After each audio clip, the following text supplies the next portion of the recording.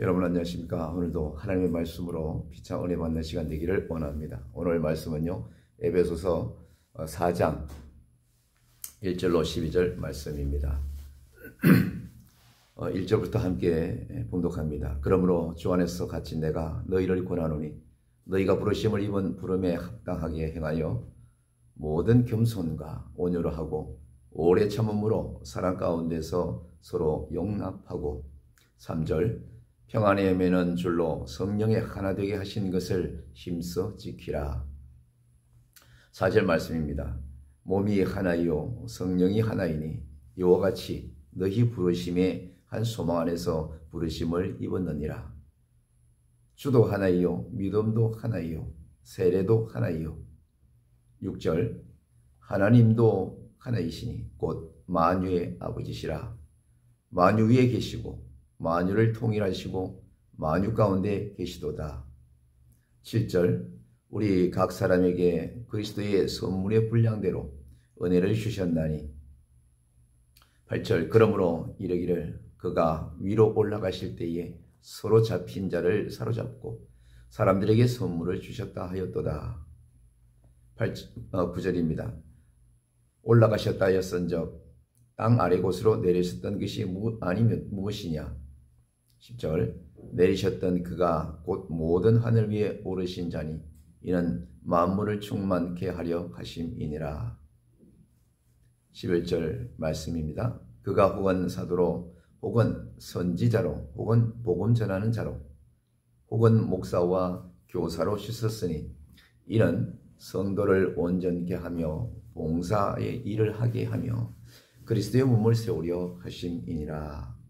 이렇게 말씀하고 있습니다. 오늘 부르심이라는 이 제목으로 함께 말씀을 나눠보려고 합니다. 제 기억으로는 한 90년대까지만 하더라도 부르심이라고 하면 목회자나 선교사 등에만 해당되는 단어라고 생각을 해왔습니다. 그런데 시대가 좀 바뀌기도 했고 다양한 선교단체와 인터넷의 발달 등으로 인해서 믿음에 대한 생각들이 많이 바뀌기 시작했던 것이죠. 교회가 커지면 교회가 할 수 있는 일이 많아져서 장점도 있지만 반대로 그 안에서 권력이 생겨나게 됩니다. 그것을 적절히 사용하지 못하고 고인물이 되어버리면 교회가 썩어버리는 일도 비일비재하고 사회적으로 문제도 일으키는 일도 드러나고 있습니다. 역사를 수레바퀴로 비유하며 반복 이론을 말씀하시는 분도 있습니다. 사실 역사를 보면 이미 이와 비슷한 사례가 있습니다. 고대는 신권 정치, 재정일치 사회였습니다. 종교가 곧 정치였죠. 그리고 중세는 정치와 종교가 분리게 되긴 했지만 대형화가 이루어지면서 교회의 리더는 정치와 밀접한 관계를 가지기도 했습니다. 그리고 종교라는 이름으로 권력을 사유화하기도 했었죠.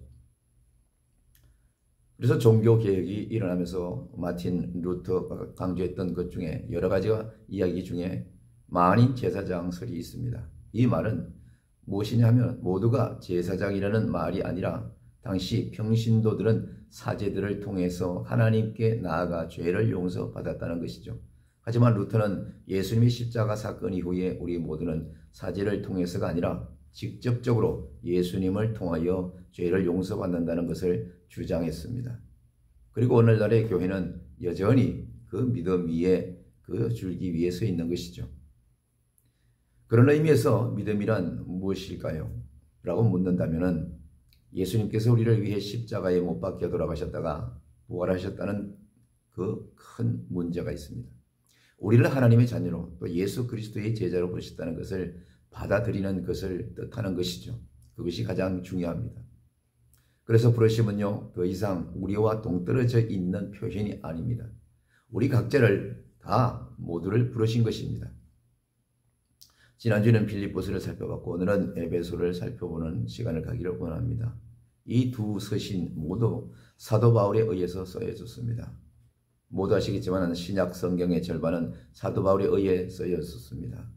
그리고 사도 바울은 선교 여행을 다니면서 교회를 세워갔습니다. 그리고 각 교회에 보냈던 편지가 오늘날의 신약 성경이 되었던 것이죠. 그 중에 오늘 우리가 함께 읽은 이 본문은요, 에베소로 사도 바울이 감옥에서 쓴 편지입니다.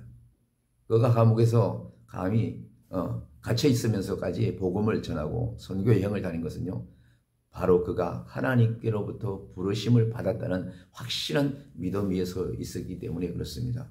그런 믿음을 저와 여러분이 오늘 가져야 되는 것입니다. 당시 배경을 좀 설명드리자면, 에베소 교회가 위치하고 있는 에베소라는 도시는요, 오늘날 터키에 위치하고 있는데, 당시 로마 제국에 있어서 아시아의 중심 도시로 해상과 육상의 무역 노선으로서 아주 교차가 되는 지리적 위치 때문에 교통과 상업의 중심적 역할을 한 항구 도시라고 할 수 있습니다. 인천, 부산과 같은 그런 곳이죠. 또한 이곳은요, 종교의 중심지였는데 고대 시대에 선정된 세계 7대 불가사의 중에 하나인 이 아데미 신전이 위치하고 있어서 돈과 이방 종교가 성행하는 아주 그런 도시에서 교회 안에 있는 믿음을 지키는 자들에게 편지를 쓴 그런 내용들이 주로 일관되고 있습니다. 어쩌면 당시 에베소의 상황은 오늘날의 우리와 비슷할지도 모릅니다. 종교의 자유가 있고 자본주의 사회가 살아가고 있습니다. 돈이 곧 힘이 되고 부를 축적하기 위해서는 자신만의 우상을 섬겨야 되는 그런 삶을 사는 거죠. 우리와 비슷한 상황을 마주했을 때 이 에베소 교인들에게 사도 바울은 다음과 같이 이야기를 했습니다. 4장 1절을 한번 보시죠. 그러므로 주 안에서 갇힌 내가 너희를 권하노니 너희가 부르심을 받은 일에 합당하게 행하여서, 사도 바울은요, 감옥에서 에베소를 작성했기 때문에 이 갇혀 있다는 표현을 적절하게 나열한 것을 알 수가 있습니다. 그런데 그 앞에 주 안에서 갇힌이라고 표현하고 있습니다. 바울은 이렇게 자신이 감옥에 간 것도 하나님의 뜻과 계획 안에 있다고 철저하게 믿었던 것이죠. 어떤 일이 일어났을 때 어떻게 바라봐야 할 것인가의 문제가 바로 중요한 것입니다. 쉽진 않죠. 신앙생활에서 주의해야 할 것 중에 하나가 바로 이 문법적 사고인 것입니다. 초대교회 시대 최초의 이단 중에 영지주의자들이 있었습니다. 그들은 육체는 악하고 영혼은 선하다고 믿었던 것이죠. 세상의 모든 것들을 이분법적으로 구분했습니다. 육체는 선한 영혼을 가두는 감옥이라고 여겼던 것이죠. 그렇게 표현했습니다. 보통 이단들은요, 중심 교리가 있습니다. 하나에 꽂히면 그것을 중심으로 모든 것을 설명하려다가 오류가 발생하고들 합니다. 기독교인들도 마찬가지입니다. 이것이 하나님의 뜻이라고 생각되는 순간 다른 것들을 경시하게 되는 것이죠. 그래서 신앙에는 단호함도 필요하지만 동시에 유연성이 필요한 것입니다. 그런데 이 영지주의자들이 모든 육체는 악하다고 했던 그들의 가장 큰 문제는 바로 예수님께서 육체로 오셨다는 사실인 것입니다. 그래서 결국 예수님께서 육신의 몸을 가지고 오셨다는 것을 믿지 않았던 것이죠. 그들도 똑같이 초대교회 안에 있던 자들인데 예수님에 대해서 전혀 다르게 바라봤던 것입니다. 보는 시각이 다르던 것이죠. 우리가 무언가를 바라볼 때에 가지고 있는 그 기준을 일컬어서 관점이라고 말합니다. 뷰 포인트라고 하죠. 어떤 점을 바라볼 것인가에 대한 것입니다. 우리도 어떤 관점을 가지고 살아가는지에 따라서 삶을 바라보는 시선이나 생각이 전혀 달라지게 되는 것입니다. 예를 들어서 대한민국이 일제치하에 있을 때 우리는 그것을 일본의 침략이라고 말합니다. 그런데 일본의 입장에서, 저들의 입장에서는 그것은요, 침략이 아니라 전쟁을 통한 정복이었다고 생각하고 있죠. 선진 문물의 전파였다고 말합니다. 그래서 역사를 말할 때는 역사를 바라보는 관점, 곧 사관이 중요하다고 표현하고 있습니다. 믿음도 마찬가지입니다. 우리의 삶을 살아낼 때, 삶을 바라볼 때 우리는 어떠한 관점을 가져야 하는가? 바로 믿음의 관점을 가져야 되는 것입니다. 이것은 인간적이고 세상적인 관점에서 하나님의 관점으로 우리가 바뀌는 것을 말하죠. 사도 바울 역시 사람의 관점이 아닌 하나님의 관점으로 삶을 바라보는 사람이 되었던 거죠. 그래서 그는 자신의 옥중에 그 옥중 생활마저도 주 안에서 갇힌이란 표현을 너무나도 당연하게 표현했던 것입니다. 우리 삶에서 가장 많이 하는 것은 선택이다라는 말이 있습니다. 우리는 무언가를 선택하며 살아갑니다. 그리고 그 선택을 위해서 수많은 계획을 세우며 살아가게 되죠. 그런데 삶이란 것이 항상 생각대로 계획대로만 되는 것은 아니지 않습니까? 살다 보면 계획에 차질이 많이 생깁니다. 그런데 인간적인 관점을 가진 사람은요, 계획이 틀어지면 스트레스를 받습니다. 매우 곤란해합니다. 낙담합니다. 좌절합니다. 그런데 이 하나님의 관점을 가진 사람은 계획이 틀어지면 그 안에 어떤 하나님의 뜻이 있는지를 깊이 영적으로 기도하면서 살펴보게 되는 것이죠. 하나님께서 나의 계획과는 다르게 이 일을 어떻게 인도하시는지 바라보는 것이 그 믿음을 가지고 하나님의 이 일하심을 기대하며 바라보는 그 습관이 생깁니다. 바로 이것이 믿음의 관점을 가지고 살아가는 성도들의 모습인 거죠. 세상 사람들과 그것이 다른 것입니다. 그러므로 주 안에서 같이 내가 너희를 권하노니 너희가 부르심을 받은 일에 합당하게 행하여, 이렇게 말하고 있죠. 우리가 믿음의 관점을 가져야 하는 그 이유에는 그 다음에 나와 있습니다. 바로 우리가, 저와 여러분이 부르심을 받았기 때문이라는 거죠. 우리가 이 땅에 살아가는 것은요, 우리가 원하는 때에 태어나고 원하는 때에 죽는 것이 아닙니다.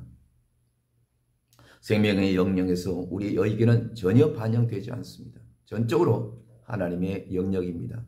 그래서 사도 바울은 우리 모두가 부르심을 받았다고 말하고 있는 것입니다. 그런데 이 부르심을 받은 이라는 이 표현이 헬라어로는요, 상당하게 우리에게 에칼레테데, 인데오, 여기서 교회라는 단어가 파생됩니다. 헬라어로 이 교회라는 것은요, 에클레시아라고 표현을 하죠. 에클레시아. 다시 말해 이 두 단어는 같은 어근을 가지고 있습니다. 그렇다면 교회의 뜻은 무엇이라고 생각하게 됩니까? 교회는 하나님의 부르심을 받은 공동체라는 뜻이 되는 것입니다. 우리가 왜 주일에 함께 모여 있는가? 그것은 바로 우리가 믿음 안에서 부르심을 받은 존재들이기 때문에 한 교회 안에서 모여서 예배를 드리는 것입니다. 성경에 보면 예수님께서 기사와 이적을 많이 행하셨던 것을 알 수가 있습니다. 그 중에 가장 장점의 사건은 무엇인가요? 바로 죽은 자를 살리신 것이죠. 요한복음에 등장하는 나사로, 그 죽은 나사로에게 예수님께서 그 이름을 부르십니다. 뭐라고? 나사로야 나오라, 이렇게 부르죠. 이 사건은 바로 믿는 우리들을 상징하는 것입니다. 이전 몸은 죽고 우리는 주 하나님으로부터 부르심을 받고 이 생명을 얻는 것이죠. 그래서 다시 태어난다, 이렇게 우리는 느끼는 것입니다. 본 어게인이라고 말하는 것이죠. 그래서 사도 바울은 당시 에베소의 타락한 문화와 종교를 따라 살던 이 많은 사람들을 불러내어서 예수 그리스도를 따라 변화된 삶을 살게 하신 것처럼 주님은요, 세상 가운데 살던 저와 여러분을 부르셔서 주님의 몸인 교회의 공동체가 되게 하셨다는 겁니다. 그에 합당한 삶을 살도록 또한 인도하고 계신다는 것입니다. 그래서 이 본문의 2절과 3절에는 이렇게 말씀하고 있지 않습니까? 모든 겸손과 온유로 하고 오래 참음으로 사람 가운데서 서로 용납하고 평안에 매는 줄로 성령이 하나 되게 하시는 것을 힘써 지키라. 부르심을 받은 우리들이 가져야 할 마음의 자세, 성품으로는 어떤 것을 꼽습니까? 겸손, 온유, 오래 참음, 사랑, 이 네 가지로 서로 용납하고 평안으로 하나 되게 하신 것을 지켜야 합니다. 부르심을 받은 여러분들께 강조하고 싶은 성품이 있는 것이죠. 이 말씀을 보면요, 이미 성령님께서 교회를, 믿음의 공동체를 하나 되게 하셨다고 말씀하고 있습니다. 이제 우리가 해야 할 일은 성령님께서 하나 되게 하신 것을 힘써 지켜가는 것입니다. 쉽지는 않죠. 교회는 성령께서 하나 되게 하신 것을 힘써 지키기 위해 겸손을 우리에게 요구하고 있습니다. 헬라어에서 겸손의 말씀의 중심은요, 자신을 낮추는, 그리고 낮추고 버리는 것입니다. 사실 이 마음은 예수님의 마음이죠. 예수님을 겸손의 왕이라고 부르기도 하지 않습니까? 그분은 너무 겸손하셔서 하나님의 아들이시지만 그 모든 권리를 포기하셨다고 성경은 말씀하고 있습니다.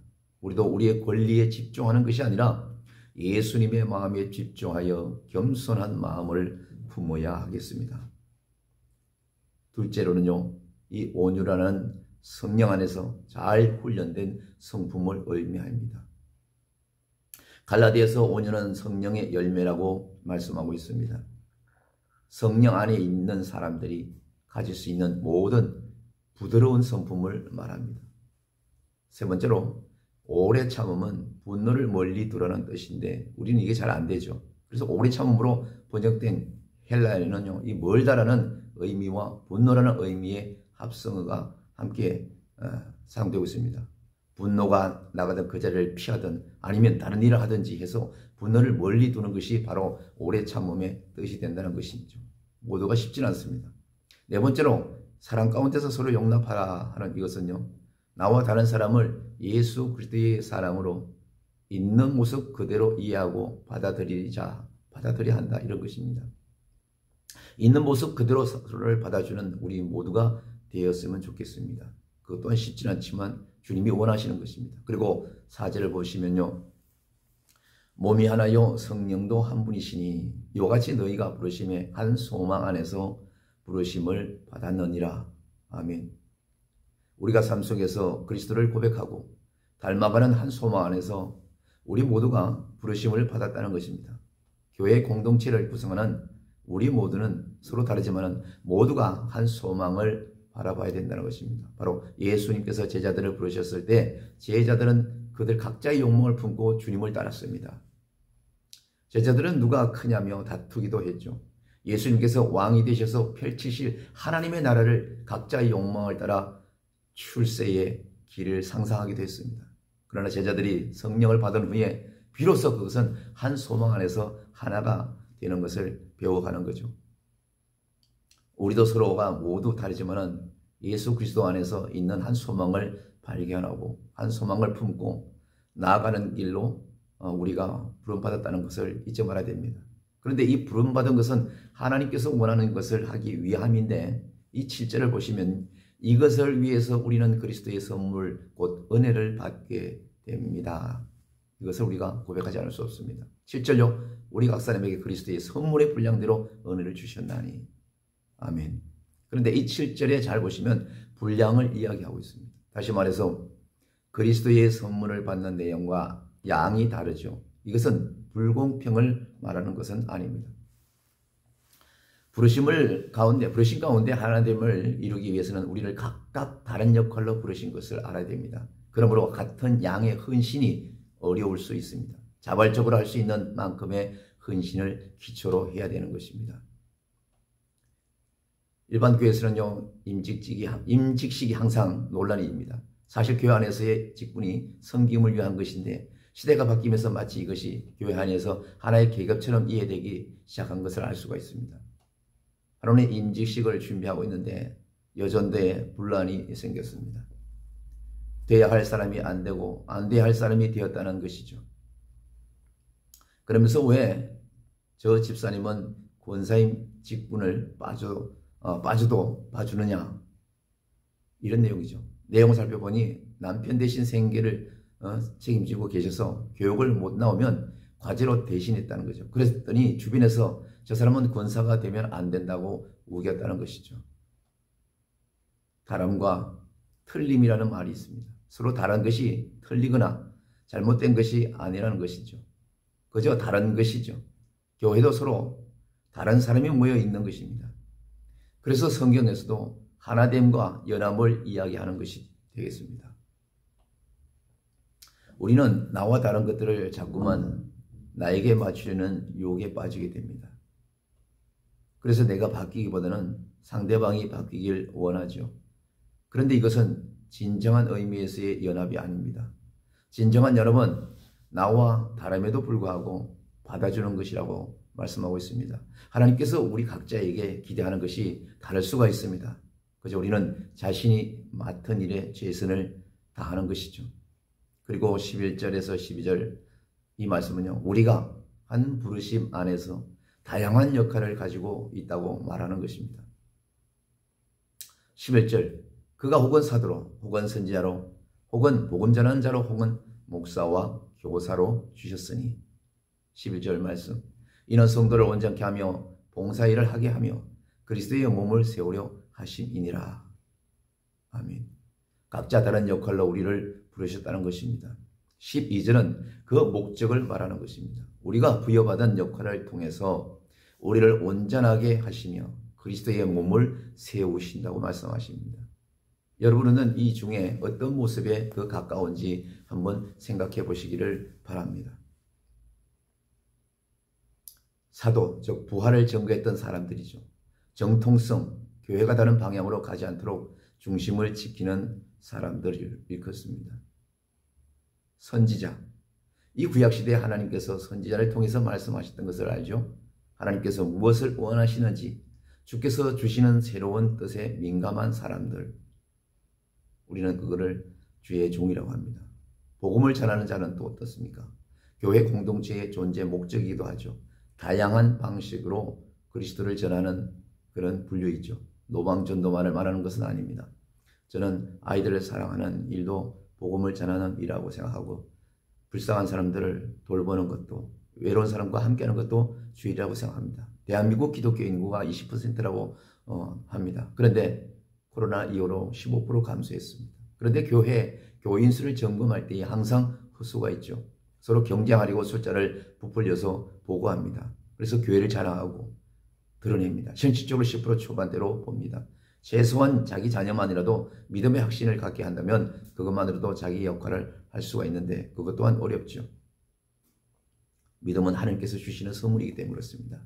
그리고 마지막으로는 목사와 교사 얘기가 나오죠. 번역을 살펴보면 이것이 조금 아쉬운 번역이 없지 않아 있습니다. 목사는 교회 안에서 하나의 기능직입니다. 구약시대의 레위 지파가 모든 제사를 담당했던 것을 알 수가 있습니다. 그래서 생업에 종사할 수가 없다고 해서 다른 지파에서 각각 11조를 내어서 레위 지파를 돕고 레위 지파들이 생활을 할 수 있도록 도운 것이죠. 목사는 이것의 연장선상에서 다른 성도님들의 신앙생활을 돕는 그 역할을 오로지 하기 때문에 도와야 되는 것입니다. 그렇다면 여기서 올바른 번역은 무엇인가 하면 돌보는 자와가 가르치는 자입니다. 공동체 안에서 돌봄이 필요한 사람들이 분명히 있습니다. 그 사람들을 연락하고 만나면서 돌보는 것입니다. 또한 아직 믿음 생활을 이제 막 시작했거나 하는 그런 사람들이 주변에 있지 않습니까? 배움이 필요한 사람도 있고. 그래서 돌보고 가르치는 역할이 공동체를 세워가는데 중요한 구심점이 되기도 합니다. 이 모든 역할들로 우리를 각각 다르게 부르셨다는 것을 우리가 깨달을 수가 있습니다. 성경은 이렇게 말합니다. 그리고 우리가 부르심을 받은 대로 하나님과 이웃을 섬길 때에 이를 통해 우리가 온전하게 되고 함께 그리스도의 몸을 세워가게 된다는 것을 우리에게 교훈을 하고 있습니다. 교회 공동체에 이 질문이 가장 필요합니다. 과연 우리는 함께 그리스도의 몸을 세워가고 있습니까? 여러분 그렇게 하고 있습니까? 하나님께서 우리를 그리고 나를 어떻게 부르셨는가 한 마음으로 우리는 연합하고 있는가를 돌아봐야 됩니다. 그리스도를 가까이 닮아가는 그리스도의 몸을 세워가는 교회가 되어야 한다는 것이죠. 그러한 가정이 되어야 되고 직장이 되어야 되고 사업장이 되어야 된다고 모든 단체가 된다는 것입니다. 저희 교회는요 최근 섬김위원회를 세웠습니다. 오늘은 예배 후에 이신 오신 의원님들에 대해서 여러 가지 상의를 하고 결정을 하기도 했습니다. 아마도 3월 첫 주쯤에 모든 분들께 보고를 드리지 않을까 생각을 하게 됩니다. 교회 안에 무언가 조직을 만드는 것이 어색한 분들도 계시고 또한 반대로 굉장히 익숙한 분들도 계실 것입니다. 각자의 생각이 다를 수도 있지만은 우리 모두가 동의해야 하는 한 가지는 바로 우리가 선한 방법으로 연합하여서 함께 그리스도의 몸을 세워가는 것입니다. 교회가 크든 작든 성도가 한 분이든 10명이든 함께하는 것은 그리스도의 몸을 세워가는 그 노력의 일환이 되는 것입니다. 부르심을 받은 대로 각자의 역할을 하는 것입니다. 위원회도 그렇고 우리 모두 가정들도 직장도 사업장도 마찬가지인 것입니다. 두세 사람이 함께하는 것은 다 그런 것입니다. 우리가 머리를 맞대고 지혜를 구하면서 계획도 세우고 상의도 하지만 중요한 것은 이 모든 것 위에 하나님의 뜻과 인도하심이 가장 먼저 있어야 되는 것입니다. 그리하여야 우리 모두가 함께 온전하게 세워져 갈 수가 있습니다. 그리스도의 몸된 교회도 함께 세워가는 우리 믿음의 공동체가 잘 돼야 되는 것이었죠. 제가 항상 기억하는 순간이 있습니다. 제가 사역을 할 때에 저의 기도였습니다. 하나님 정말 저를 부르셨나요? 그렇다면 부르심의 증거를 보여주세요. 사역의 열매를 보여주세요. 그때의 기도와 경험이 지금까지 제가 나름대로 한 길로 걸어올 수 있었던 힘과 원동력이 되는 것입니다. 하나님께서 목회자와 선교사만 부르신 것이 아닙니다. 우리 모두를 부르셨던 것입니다. 하나님의 부르심에 맞게 우리의 모두의 삶 속에서 부르심에 합당한 열매를 맺어가며 또한 한 가정으로 연합하여 그리스도의 몸된 교회와 가정과 사업장과 직장에 서로 연합하여서 믿음과 신앙을 기초로 한 나 자신을 먼저 헌신하는 것입니다. 그리스도 예수님의 마음으로 지금 있는 그 자리에서 빛과 소금의 작은 역할이라도 할 수 있다면 분명 저와 여러분은 오늘도 하나님께서 내 자녀 내 백성을 땀 흘리는 그곳에 축복해 주시라 믿습니다. 오늘도 예수님의 그 은혜를 감사하며 또 그분의 사랑을 흠뻑 받아서 여러분이 있는 그곳에서 빛과 소금이 되는 삶을 살기를 원합니다. 누구는 교회가 크다고 자랑하고 누구는 성도가 많다고 자랑하지만 교회의 성도의 구성은 항상 변하게 되어 있죠. 천하보다도 한 영혼을 귀하게 여기신다는 그 하나님 말씀을 우리가 생각하면서 우리는 언제나 하나님의 뜻 안에서 내 중심, 내 목회가 아닌 하나님의 목회를 돕는 자로 그런 신앙의 공동체의 일원으로 우리는 모두 하루하루를 살아가야 될 줄로 믿습니다. 하나님은 저와 여러분에게 요구합니다. 지금 있는 그 자리에서 두세 사람이 모인 그 자리에서 하나님의 뜻 가운데 복음을 전하며 서로 의지하며 도우며 이해하며 용서하며 또 베풀며 회사에서 직장에서 학업에서 또 복음을 전하는 일터에서 우리 하나님은 그 모든 것을 우리에게 요구하고 계십니다. 주님으로 말미암아 사랑하지 않으면 나누지 않으면 함께하지 않으면 섬기지 아니하면 용서하지 아니하면 이해하지 아니하면 주의 일에 아무런 의미가 없다는 것을 얘기하기도 하죠. 그러나 그 모든 것이 쉽지 않기 때문에 우리는 날마다 성령님을 의지해서 오늘도 그 일을 이룰 수 있도록 작은 것이라도 이룰 수 있도록 기도해 나가야 되는 것입니다. 우리는 그런 삶을 오늘 살아내야 되는 것이죠. 오늘도 믿음으로 예수 그리스도의 이름으로 승리하는 우리가 되기를 원합니다. 저와 여러분이 되기를 원합니다. 감사합니다.